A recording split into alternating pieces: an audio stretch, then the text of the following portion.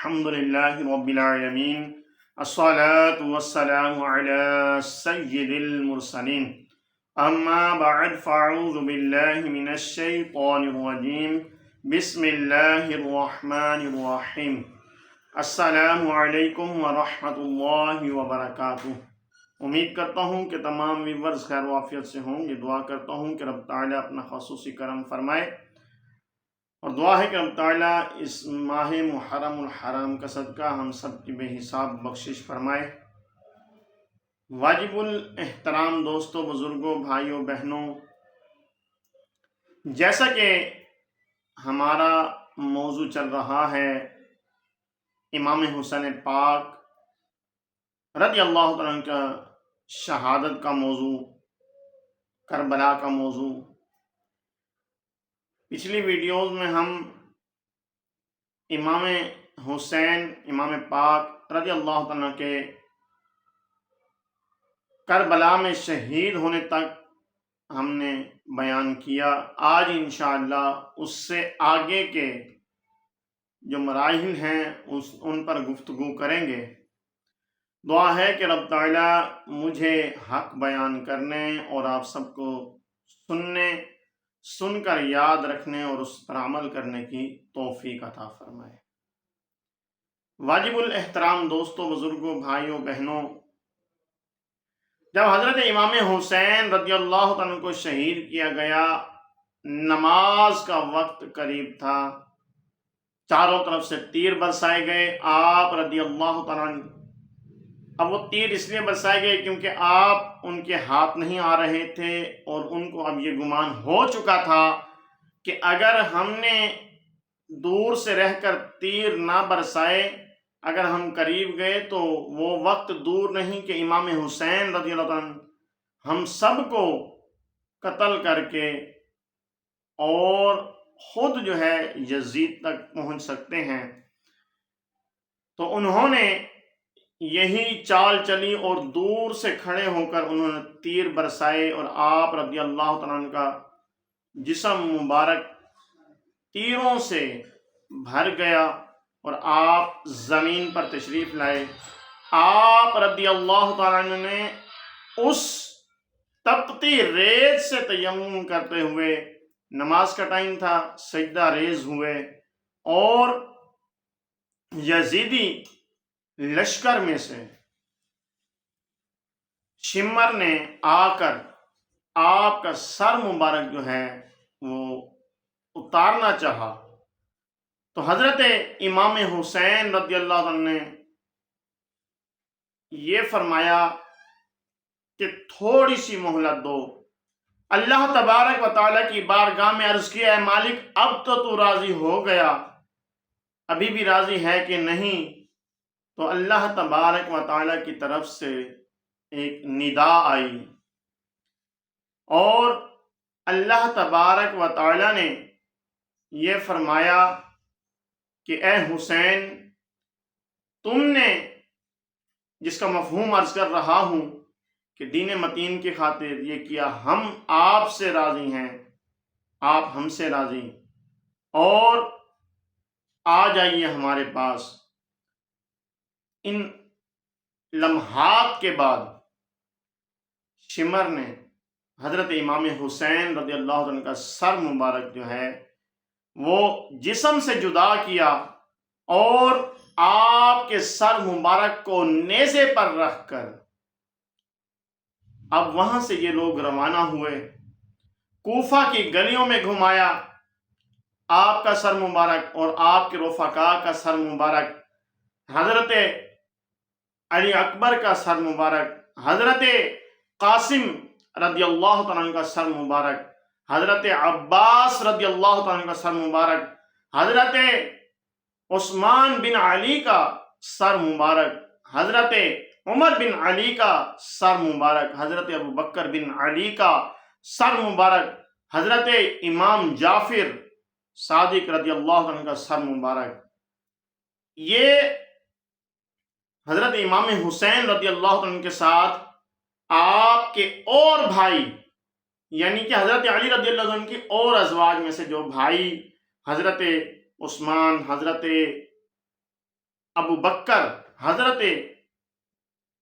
اور حضرت عمر رضی اللہ عنہ بن علی، یعنی کہ حضرت علی کے جو بیٹے تھے. اب اکثر لوگوں نے آپ کا یعنی کہ حضرت امام حسین رضی اللہ عنہ کے یہ بھائی جو ہیں ان کا نام تک لینا چھوڑ دیا. کیوں؟ کیونکہ ان کے نام حضرت علی المرتضی شیر خدا کرم اللہ تعالی وجہہ الکریم نے خلفائے ثلاثہ اپنے دوستوں اپنے یاروں کے نام سے رکھے ہیں، تو آپ لوگوں نے ان کا نام لینا چھوڑ دیا. بہرحال ان تمام رفقا کے سر مبارک جو ہیں نیزوں پر لے کر کوفہ کی گلیوں میں گھمایا گیا اور وہاں سے دمشق شام یزید کے پاس پہنچایا گیا. اب یزید نے وہاں پر اس کا تخت لگا تھا، اس نے معاذ اللہ ثم معاذ اللہ حضرت امام حسین رضی اللہ عنہ کی شان میں گستاخی کی اور کہنے لگا کہ دیکھ لو مجھے عزت ملی ہے، دیکھ لو. اور حضرت امام حسین رضی اللہ عنہ کے شان میں اس نے گستاخانہ الفاظ بولے تو حضرت بی بی زینب رضی اللہ تعالی عنہ اللہ اکبر خاموش نہیں رہیں، اور عورتوں نے حضرت بی بی زینب رضی اللہ عنہ کو محاصرے میں لیا ہوا تھا، گھیرے میں لیا ہوا تھا. آپ اندر سے بولیں اور بدبخت تو کیا کہتا ہے؟ آپ نے یہ کلمات پڑھے وَتُعِزُّ مَن تَشَاءُ وَتُذِلُّ مَن تَشَاءُ بِيَدِكَ الْخَيْرُ. آپ نے فرمایا کہ دیکھنا ابھی تو یہ تیرا دربار لگا ہے، ابھی یہاں پر تیرا ڈنڈا چل رہا ہے، ابھی تو تیرا زور چل رہا ہے. دیکھنا کچھ عرصے کے بعد، اور دیکھنا کہ مساجد میں امام حسین رضی اللہ عنہ کے نام کے خطبے پڑھے جائیں گے اور تیرا نام لینے والا کوئی نہیں ہوگا. آپ کا یہ خطبہ سن کر یزید کے دربار میں حضرت ایک صحابی رسول وہ فرماتے ہیں کہ میرے ساتھ ایک نابینا صحابی موجود تھے، تو نابینا صحابی نے جب حضرت بی بی زینب رضی اللہ عنہ کا خطبہ سنا تو عرض کرنے لگا کہ کیا علی آ گئے ہیں؟ تو حضرت وہ صحابی رسول کی جب وہ الفاظ سنے، نابینا صحابی کے الفاظ سنے، تو وہ صحابی فرماتے ہیں کہ میں نے کہا کہ علی آتے تو ایسی آواز نہ ہوتی، اور ابھی تو بی بی کھل کر بول نہیں پا رہی، ابھی تو ستائی ہوئی آئی ہے، بھوک کی پیاس کی شدت ہے، ابھی تو بی بی کھل کر بول نہیں پا رہی. اگر کھل کر بولتی تو حضرت علی رضی اللہ عنہ کی آواز جیسی گرج ہوتی اور اسی طرح سے خطبہ ہوتا. بہرحال یزید نے وہاں پر امام حسین رضی اللہ عنہ کی شان میں آپ کے چہرے مبارک کے ساتھ بے ادبی کری، یہاں تک کہ اس نے چھڑی اٹھائی ہوئی تھی اور امام حسین رضی اللہ عنہ کے ہونٹوں مبارک پر مار رہا تھا. اور جو ہے جب یہ عمل کر رہا تھا ایک صحابی بولا او بدبخت ابھی بھی تو باز نہیں آ رہا، باز آ جا. یہ وہ ہونٹ ہیں کہ جن کو میں نے دیکھا ہے کہ حضور اکرم صلی اللہ علیہ وسلم آخری نبی محمد مصطفیٰ صلی اللہ علیہ وسلم ان ہونٹوں کو چوما کرتے تھے. بہرحال وہاں سے پھر یہ قافلہ حضرت امام زین العابدین کے ساتھ یزید نے ان کو روانہ کیا مدینہ شریف. وہاں پر آ کر حضرت امام حسین رضی اللہ عنہ کے سر مبارک کو کچھ جگہ لکھا ہوا ملتا ہے کہ حضرت بی بی فاطمہ رضی اللہ عنہ کے مزار کے قریب پہلو میں، اور کہیں پر لکھتا ہے امام حسن رضی اللہ عنہ کے پہلو میں آپ کے سر مبارک کی تدفین کی گئی. آپ کا جسم مبارک کربلا میں اور آپ کا سر مبارک. اللہ اکبر. اب یزید نے صرف یہی نہیں کیا بلکہ اس نے معاذ اللہ شراب کو عام کر دیا. زنا کو عام کر دیا، بہن اور بھائی کے نکاح کو عام کر دیا۔ یزید نے اس کے بعد یہ کام کیے کہ اس نے زنا کو عام کر دیا، شراب کو عام کر دیا، اور بہن بھائی کے نکاح کو جائز اور عام کر دیا، اور جتنے بھی شریعت میں جن چیزوں کا شریعت ہمیں اجازت نہیں دیتی، دین اسلام ہمیں اجازت نہیں دیتا، ان تمام چیزوں کو اس نے عام کر دیا۔ بہرحال اس نے جو کچھ کرنا تھا اس نے کیا، وقت گزرتا چلا گیا، اس نے معاذ اللہ ثم معاذ اللہ آقا صلی اللہ علیہ وسلم کے شہر اور اللہ تبارک و تعالیٰ کے گھر کی بے حرمتی کروائی۔ اب جب یہ سارا کچھ ہوا، اس نے تقریباً 12 سے 20 ہزار کا لشکر مدینہ شریف کی طرف روانہ کیا۔ اب اس کا جو لشکر آیا، اس نے آ کر معاذ اللہ ثم معاذ اللہ صحابہ کو 700 صحابہ ان کو شہید کیا، ان کے گھر لوٹ لیے۔ ان کے علاوہ اور جو لوگ تھے تقریباً 10,000 کی تعداد میں انہوں نے قتل و غارت کی، اتنے لوگوں کو انہوں نے شہید کیا، اور مدینہ شریف کی اور مسجد نبوی شریف کی بے حرمتی کی۔ مسجد نبوی شریف میں 3 دن تک نمازیں نہیں پڑھائی گئیں، اور وہاں پر گھوڑے ان کے پلروں سے باندھے گئے۔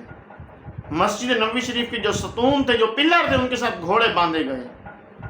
اور صحابہ کے علاوہ اور لوگ، پھر ان کے گھروں کو لوٹ لیا گیا، مال لوٹ لیے گئے۔ پھر وہاں سے اب یہاں پر بات ختم نہیں ہوئی، اب یہ لشکر وہاں سے چلا خانہ کعبہ کی طرف، مکہ شریف کی طرف یہ لشکر چلا۔ اب وہاں جا کر اب راستے میں ان کا جو سپہ سالار تھا اس کو موت واقع ہو جاتی ہے، وہ مر جاتا ہے۔ راستے میں یہ ایک اور سپہ سالار تیار کرتے ہیں، اپنے قافلے کا لیڈر بناتے ہیں۔ اب وہاں سے پھر یہ چلتے ہیں، مکہ شریف میں پہنچتے ہیں۔ مکہ شریف میں پہنچنے کے بعد معاذ اللہ انہوں نے حرم شریف کی، خانہ کعبہ کی بے حرمتی کی، خانہ کعبہ کے غلاف کو جلا دیا۔ اب یہاں تک کہ اس کے اندر جو تبرک کے طور پر اس مینڈے کا سینگ لگا ہوا تھا، جو مینڈا حضرت ابراہیم علیہ السلام کے بیٹے حضرت اسماعیل علیہ السلام کے فدیے کے طور پہ جنت سے آیا، اس مینڈے کا سینگ تبرکاً خانہ کعبہ میں نصب کیا گیا تھا، وہ بھی جل گیا۔ اور ان لوگوں نے منجنیق ایک آلہ، ایک ایسی چیز جس کے ذریعے پتھروں کو دور تک پہنچایا جاتا ہے، پھینکا جاتا ہے، اس کے ذریعے انہوں نے حرم شریف میں پتھر برسائے، اور اتنے پتھر برسائے کہ حرم شریف کا فرش جو ہے وہ پتھروں سے بھر گیا۔ مکہ شریف میں لوگوں کو انہوں نے معاذ اللہ انہوں نے قتل کیا، قتل و غارت کی، لوگوں کے گھر لوٹے، لوگ تنگ آ گئے ان لوگوں سے۔ ابھی یہی آسنا چل رہا تھا کہ ادھر یزید پر موت واقع ہو جاتی ہے، یزید مر جاتا ہے۔ اب وہاں سے خبر آتی ہے کہ یزید مر گیا ہے، تو جب یہ اعلان ہوتا ہے، اب اس کی فوج پر مکہ والے ٹوٹ پڑتے ہیں، اس کی فوج بھاگ جاتی ہے، اور جو ہے اب نیا خلیفہ آتا ہے، نیا امیر بنتا ہے۔ اس کے بعد یعنی کہ یزید کے بعد 2 سے 3 ایسے نئے خلیفے، ایسے نئے امیر بنتے ہیں، اور ان کے بعد پھر ایک ایسا امیر آتا ہے۔ اور اس دور میں ایک مختار نامی شخص وہ آتا ہے جس نے آ کر عمر بن سعد کو سب سے پہلے بلوایا۔ وہ عمر بن سعد جس نے رے کی حکومت کے لیے حضرت امام حسین رضی اللہ عنہ کے ساتھ جنگ کے لیے تیار ہوا۔ عمر بن سعد کو بلایا، عمر بن سعد نہ آیا، اس کا بیٹا آیا، بیٹے سے پوچھا کہ والد تمہارا کہاں ہے؟ بیٹے نے کہا کہ وہ جو ہے نا گھر میں نظر بند خود کو اس نے کیا ہوا ہے، باہر نہیں نکلتا. تو آپ نے پوچھا کہ اب رے کی حکومت کہاں گئی جس کی خاطر تمہارے باپ نے امام حسین رضی اللہ تعالیٰ عنہ سے جنگ کی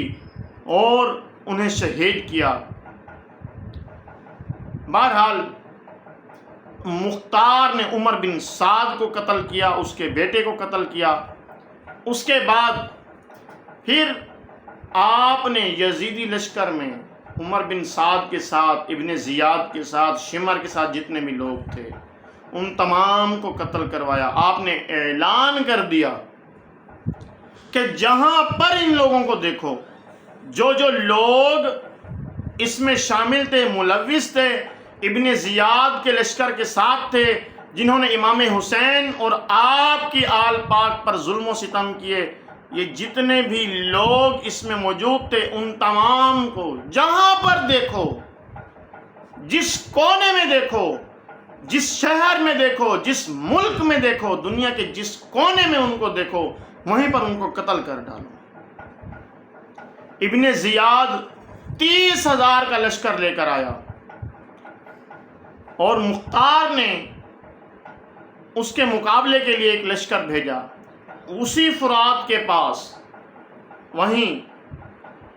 اور اسی تاریخ کو یعنی کہ 10 محرم کو ابن زیاد کو قتل کیا گیا اور فرات کے پاس قتل کیا گیا، اور اس کی فوج بھاگنے لگی. اعلان ہو گیا کہ ان کو پکڑ پکڑ کے مارو، ان کو قتل کر دو. اب جو ہے ابن زیاد کا سر مختار کے پاس لایا گیا. اب اسی جگہ پر ابن زیاد کا سر، عمر بن سعد کا سر اور شمر کا سر رکھا گیا، جس جگہ پر حضرت امام حسین رضی اللہ عنہ کا سر مبارک رکھا گیا تھا. اب وہاں پر یہ جو سر پڑے تھے، اچانک سے ایک سانپ ظاہر ہوا، بہت بڑا سانپ آیا. لوگ ڈر گئے، خوف ہراس پھیل گیا، لوگ پیچھے ہٹ گئے. وہ سانپ آیا، اس نے ارد گرد چکر لگایا، اور پھر سانپ نے کیا کیا، اس نے ابن زیاد کے نتنوں میں داخل ہوا اور یہاں سے داخل ہو کر سر کے اندر رک گیا کچھ دیر، پھر باہر نکلا اور منہ کے ذریعے باہر نکلا. اور یہی عمل سانپ نے 3 بار کیا. اب ابن زیاد یا عمر بن سعد یا شمر یا جتنے بھی لوگ تھے وہ اپنے انجام کو پہنچے، اور مختار نے سب کوفہ والوں کو بلا کر بتایا کہ یہی ہے وہ لوگ کہ جنہوں نے آقا صلی اللہ علیہ وسلم کے شہزادے، ان کے نواسے، نوجوانان جنت کے سردار حضرت امام حسین اور آپ کی آل پاک کو تکلیفیں دی تھیں. آج دیکھ لو ان کا انجام کیا ہوا ہے. اور مختار کی اس فیصلے کو، مختار کے اس عمل کو لوگوں نے سہرایا اور داد دی، اور لوگوں نے مختار کے اس کام سے بہت خوش ہوئے. اور یہ دیکھیں کہ جب ان لوگوں نے حضرت امام حسین رضی اللہ عنہ پر ظلم و ستم کے پہاڑ توڑے، امام الانبیاء آخری نبی محمد مصطفیٰ صلی اللہ علیہ وسلم کے رنج و عالم کا کیا مقام ہوگا، آپ کو کتنا دکھ ہوا ہوگا کہ حضرت بی بی فاطمہ رضی اللہ عنہ فرماتی ہیں کہ آقا صلی اللہ علیہ وسلم جب نماز کے لیے تشریف لے جاتے تو میرے حجرے کے پاس سے گزرتے. اب جب وہاں سے گزرتے تو ایک روز امام حسین رضی اللہ عنہ رو رہے تھے، تو آقا صلی اللہ علیہ وسلم وہاں سے گزر گئے، نماز نہیں پڑھائی، واپس آئے اور آ کر پوچھا کہ فاطمہ حسین کیوں رو رہا ہے، اس کو کیا ہوا؟ آپ فرماتی ہیں کہ میں نے عرض کی حضور یہ بہت تنگ کر رہا تھا، میں نے تھوڑا سا جھنک دیا ہے. تو آپ صلی اللہ علیہ وسلم نے فرمایا ذرا غور سے سنیے گا، اللہ اکبر، آپ صلی اللہ علیہ وسلم نے فرمایا کہ اے فاطمہ میرے اس بیٹے کو رونے نہ دیا کرو، مجھے بہت تکلیف ہوتی ہے۔ ارے وہ حسین کہ جو روئے اور محمد عربی صلی اللہ علیہ وسلم کو تکلیف ہو، اس حسین رضی اللہ عنہ کو جب ان بدبختوں نے 3 دن تک پیاسا رکھا، 3 دن تک بھوکا رکھا، اور اس کے علاوہ تپتی ریت پر ان پر ظلم و ستم کیے، تو آقا صلی اللہ علیہ وسلم کو کتنا دکھ ہوا ہوگا۔ حضرت امام بہقی اور دیگر فرماتے ہیں کہ اب امام بہقی اور امام احمد یہ فرماتے ہیں کہ ہم نے حضرت عبداللہ بن عباس رضی اللہ عنہ سے روایت کیا کہ حضرت عبداللہ بن عباس فرماتے ہیں کہ میں سو رہا تھا، خواب دیکھا کہ آقا صلی اللہ علیہ وسلم تشریف لائے، آقا صلی اللہ علیہ وسلم کے گیسوئے مبارک غرد آلود ہیں، اور آپ کے ہاتھ میں ایک شیشہ ہے جس پر خون ہے۔ میں نے عرض کی یا رسول اللہ صلی اللہ علیہ وسلم یہ آپ کا حال مبارک یہ کیا ہے؟ تو آپ صلی اللہ علیہ وسلم نے فرمایا کہ آج میں کربلا کے میدان میں گیا، وہاں پر امام حسین اور آپ کے رفقا کا خون جمع کرتے کرتے میرا یہ حال ہوا۔ حضرت ام سلمہ رضی اللہ عنہ فرماتی ہیں کہ میں نے خواب میں آقا صلی اللہ علیہ وسلم کی زیارت کی، اور میں نے دیکھا کہ آقا صلی اللہ علیہ وسلم کے بال مبارک گرد آلود ہیں۔ میں نے عرض کی یا رسول اللہ صلی اللہ علیہ وسلم یہ کیا حال ہے؟ آپ نے فرمایا کہ میں کربلا کے میدان میں گیا، امام حسین اور آپ کے رفقا کا خون جمع کرتے کرتے میرا یہ حال ہوا۔ اللہ اکبر! کہ وہ نانا جو امام حسین رضی اللہ تعالیٰ عنہ کو اپنی چھاتی پر کھلائے، جن کی پرورش اور جن کی تربیت امام الانبیاء فرما رہے ہیں، ان پر جب ظلم و ستم ہوا تو کیا عالم ہوگا۔ اور حضرت امام حسین رضی اللہ تعالیٰ عنہ وہ ذات ہیں کہ جو آقا صلی اللہ علیہ وسلم کو بچپن میں آپ نے عرض کی میں آپ کے برابر ہونا چاہتا ہوں، نانا جان میں آپ کے برابر ہونا چاہتا ہوں۔ آقا صلی اللہ علیہ وسلم تشریف فرما تھے۔ اب حضرت ابو ہریرہ رضی اللہ عنہ فرماتے ہیں کہ حضرت امام حسین کا ہاتھ پکڑا آقا صلی اللہ علیہ وسلم نے، ہاتھ پکڑ کر اونچا کیا تو آپ نے اپنے پاؤں آقا صلی اللہ علیہ وسلم کی ٹانگوں مبارک پر رکھے، وہاں سے پھر حضرت امام حسین نے اپنے پاؤں آقا صلی اللہ علیہ وسلم کے سینے مبارک پر رکھے۔ جب یہاں پاؤں رکھے تو آپ آقا صلی اللہ علیہ وسلم سے کچھ اونچا ہوئے، تو آقا صلی اللہ علیہ وسلم نے فرمایا حسین بس کر نا، اب نیچے ہو جا، ابھی تو آپ نے کہا تھا کہ میں برابر ہونا چاہتا ہوں، اب تو اونچا ہو گئے ہو۔ تو حضرت امام حسین رضی اللہ عنہ، حضرت ابو ہریرہ فرماتے ہیں کہ حضرت امام حسین رضی اللہ عنہ نے اپنی زبان مبارک باہر نکالی، تو آقا صلی اللہ علیہ وسلم نے ان کی زبان کو چوسا، پھر آقا صلی اللہ علیہ وسلم نے اپنے ساتھ لٹایا اور ان کو سونگھنے لگے۔ میں نے عرض کی یا رسول اللہ صلی اللہ علیہ وسلم آپ حسین کو سونگتے کیوں ہیں؟ آپ صلی اللہ علیہ وسلم نے فرمایا کہ مجھے اس کے جسم سے، یعنی کہ حضرت حسین رضی اللہ عنہ کے جسم سے جنت کی خوشبو آتی ہے، یہ مقام ہے امام حسین رضی اللہ عنہ کا۔ اور دیکھیں کہ ان کے ساتھ کیا ہوا، اور افسوس ہوتا ہے امت مسلمہ پر کہ جنہیں امام حسین کی پیاس تو یاد ہے اور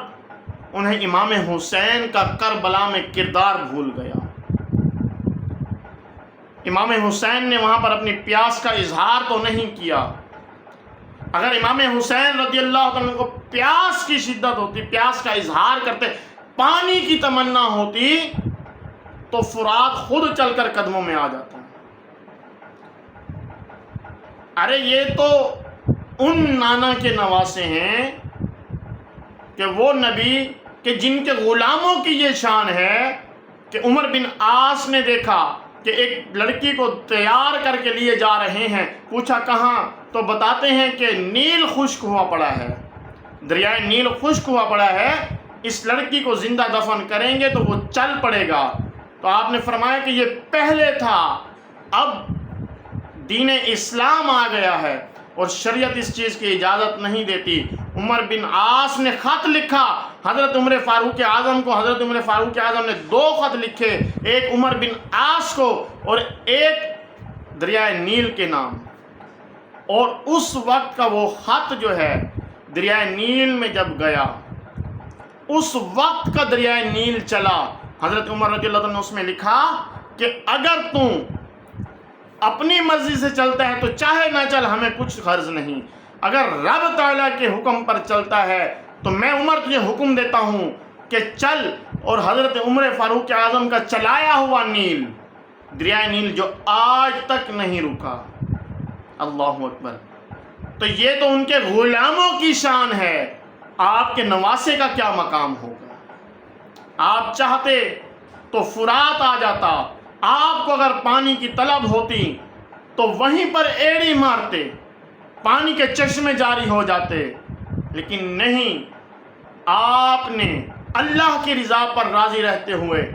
اب امت مسلمہ کو یہ تو یاد ہے پانی، لیکن یاد نہیں تو وہ نمازیں یاد نہیں جو امام حسین نے کربلا میں نہیں چھوڑی۔ ارے امام حسین سے پیار کرنے والوں ذرا غور کرو، امام حسین نے کربلا کے میدان میں نمازیں نہیں چھوڑیں، اور آج ہم گھروں میں رہتے ہوئے نمازیں چھوڑ رہے ہیں۔ امام حسین نے نیزے کی نوک پر قرآن نہیں چھوڑا، اور آج ہم سالہ سال گزر جاتے ہیں قرآن پاک کی زیارت تک نہیں کرتے۔ تو امام حسین نے جو درس دیا ہمیں، جو ہمیں درس دیا، اس سے ہم دور ہو گئے۔ یہ مت کہیے گا کہ میں سبیلوں کے خلاف نہیں، ہم بھی خود سبیلیں بانٹنے والے ہیں، سبیلوں کا اہتمام کریں، لیکن قرآن پاک کی تلاوت بھی کریں کہ جس کی تلاوت حسین رضی اللہ عنہ نے نیزے کی نوک پر کی۔ نمازوں کی پابندی کریں کہ حسین نے سر بھی سجدے میں کٹایا۔ حضرت امام حسین رضی اللہ عنہ کو جب شہید کیا گیا، روایات میں آتا ہے کہ جب شہید کیا گیا تو 3 دن تک، اور ایک جگہ پر لکھا ہوا ملتا ہے 7 دن تک اندھیرا ہی اندھیرا چھا گیا، اور آسمان نے خون برسایا، برتنوں میں خون پایا گیا، بیت المقدس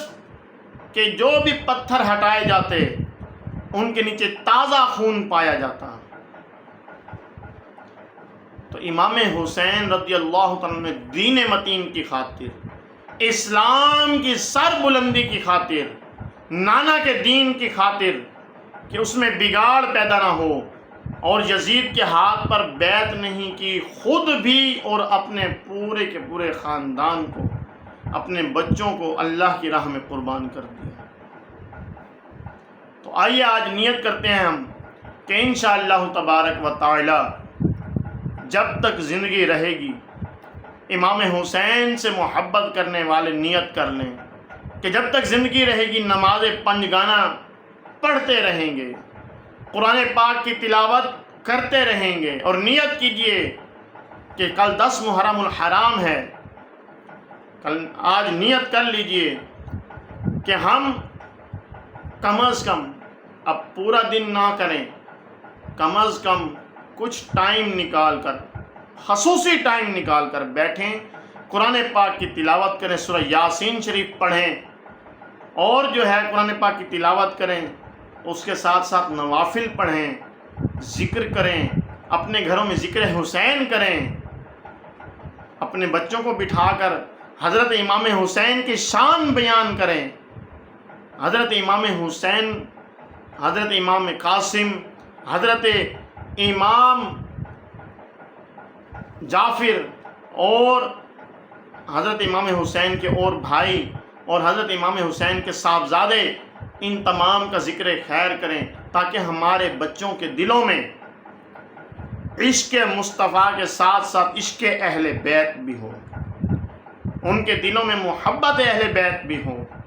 ان کے دل میں محبت صحابہ بھی ہو۔ تو یہ نیت کریں کہ انشاءاللہ کل 10 محرم الحرام کا روزہ بھی رکھیں گے، اللہ تبارک و تعالیٰ کی عبادت بھی کریں گے، اور